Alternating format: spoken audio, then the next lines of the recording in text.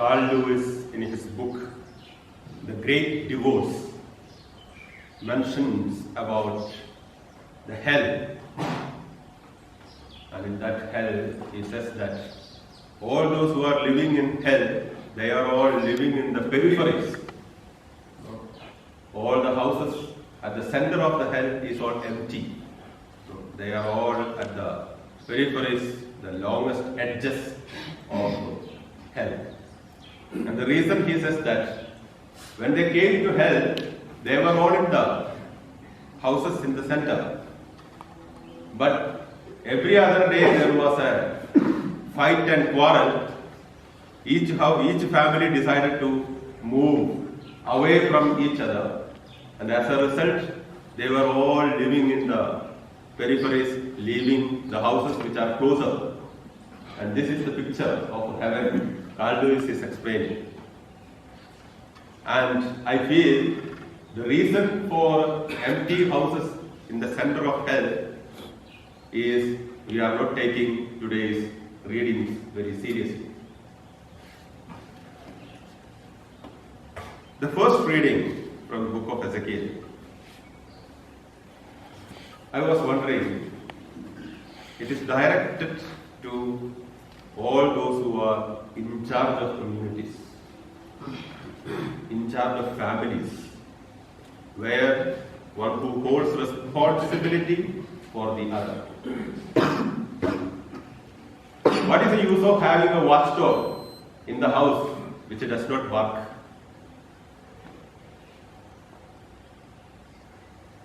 What is the use of having a watchdog in the house which does not bark? I suppose it's not my words, it's words of Ezekiel only. He is speaking about a watchdog. I rephrased it, the watchdog, it is a watchman. The responsibility of a formator to correct the formies is great. And I am sure that formies who are sitting here are sufficiently getting it from our formators. Do they correct you? No. But I correct. No? I correct. Because the responsibility given to the formators, the in charges, formators, I mean, not only in the religious community, in the families, even in the parish, in the society, even in a small Christian community, there is a responsibility given to say what is right and wrong is wrong. If not, it is not the formies who are going to hell, it is the formators who are going to hell. So I take it very seriously. I don't want to go to hell.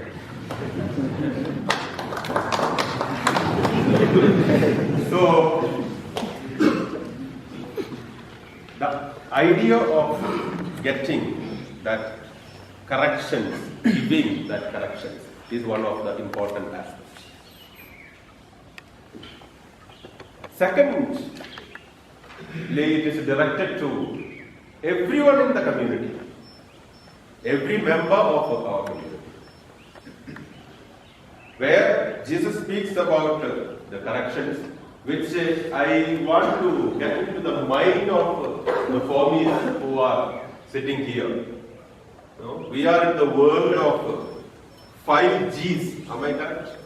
Have you reached the 5G? Not in Zambia. Maybe we will reach soon. We are in 5 Gs. But I am proposing for all our community living 4 Ds. 4 Ds. I am inspired by Father Angelo actually. When he came to give a recollection to our brothers, he had used this passage. One of the passages he used in order to build up our community life, Salesian community life, is this one. Maybe he might have identified it is very much lacking in the community. So, what are these 4 Ds which I am proposing through the Word of God today is that first one, the Word of God tells is have a dialogue. we step on the toes of the other. That is our mistakes. But we are also seeing, even if I am not stepping on the other, there are people who go wrong. Every community we will find, after everything is happened, somebody will come and say, I knew that he will leave. I knew that he will leave. Both from the formators we can hear, from the poems also we can hear. I knew that brother will leave. I knew that he is going to leave the church and join the Protestants. I knew. What is the use of knowing after he is leaving? It is better to tell him when he identifies that his steps are not correct, to correct it at that time. And the steps to correct is that what is proposed in the gospel today. The first step is dialogue, the first D, dialogue. And it is very easy at the peer level. Very easy at the peer level. Day before yesterday, I was coming with 3 brothers and one priest, Father George Salisheri, I don't know who you know him. We were coming together from the Onsha house and I was driving, and that's the time somebody called me to the phone. And they we are all young bloods, we can manage, multi-talented people we are. So we can drive, we can call. So I picked up the call and I was listening. I was conversing, and practically all through the driving, this is 3 kilometers only. So all through the driving and the phone call was going on. And all of them were quiet for respecting me that I am over the phone. They were all quiet. And I reached home. I went to bed. Yesterday, when we were in the staff room, Father George, both of us were taking a cup of coffee. Father George said, Father Joseph, I want to tell you something. So, already my face fell down because the way, I knew that he is a very soft-spoken person. So when he said, Father Joseph, I want to tell you something. I do not know what is coming next. So he said that, please don't use phone while you are driving. It is putting you into trouble and putting all the others also into trouble. I was thinking he would have done that one in the car itself, but he was very sensitive to me. He wanted to communicate. He just came into a dialogue only with me to tell that this is not right. And I really took it very into my heart. Dialogue, the first step. The second step, which we are all good at it very negatively, is second G is diplomacy. We are all diplomatic. No? We know how to dodge. No? We can be very, very diplomatic. That negative diplomacy is not what Jesus is speaking about. Here, the diplomacy is getting the help of one or two others in helping my brother, in helping my sister. That is the second step which Jesus is proposing. The diplomacy. Getting the help of others, making someone know that it is something wrong. It is not meant for us. And that makes things more convincing. Not from the point of condemnation or, because sometimes when we correct, we say that you did this one last time also. No, we give a history. That is not in the correction. If you are correcting this and here and now, not digging all the history from behind that you did that day also, this day also, so I was keeping the record of all these things in order to tell you. No, that is wrong. So there is a diplomacy which is proposed.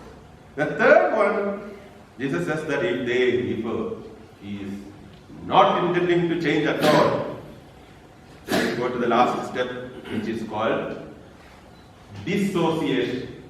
Let him be a Gentile. Dissociation.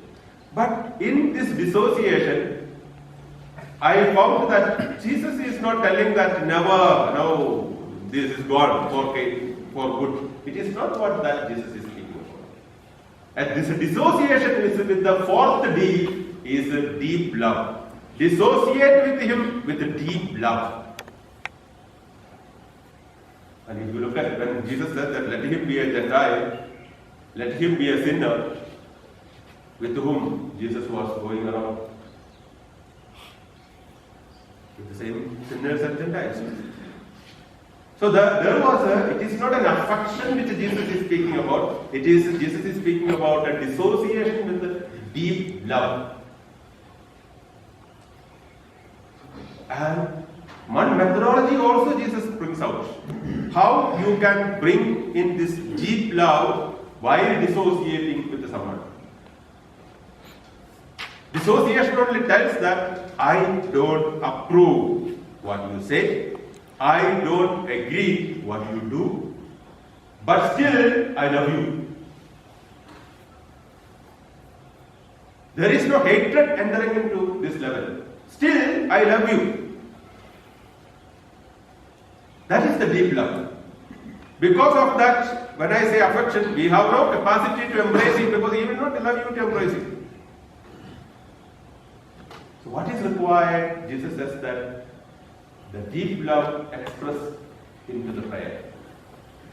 Because when you express that in prayer, then I am also there. When two or three of you gather in my name and ask for an intention that I am there, that is the expression of deep love. And that deep love is very well described by Paul in the second reading. So whether in the first reading as given an authority as a prophetic role to our formators, when he corrects what he is supposed to be using, what St. Paul speaks about is that love. When we are dialoguing with one another, what is the crux of that dialogue is love. When you are using the diplomacy in bringing somebody back to the fold, the essence in that diplomacy is love. And when you are dissociating with him, again the essence is love. So St. Paul speaks about everything contained in this particular aspect called love, the virtue called love. Love one another. And that brings everything in. So in our community life, in our associating with one another, in our journey towards holiness as a community, as a formation house, as a family, as a small Christian communities, what is the enveloping aspect is love. And in that love, when we do all these things, the work of a watchman, the work of a brother, a work of a diplomat, and work of a person who even reaches to the level of a Gentile or sinner, everywhere the surrounding fact is love. And if this is there, all these aspects of our responsibility as a formator, as a brother, as a companion, as a fellow traveler, we fulfill. And let us gather in that name of Jesus and ask for an effective, loving community life in the place of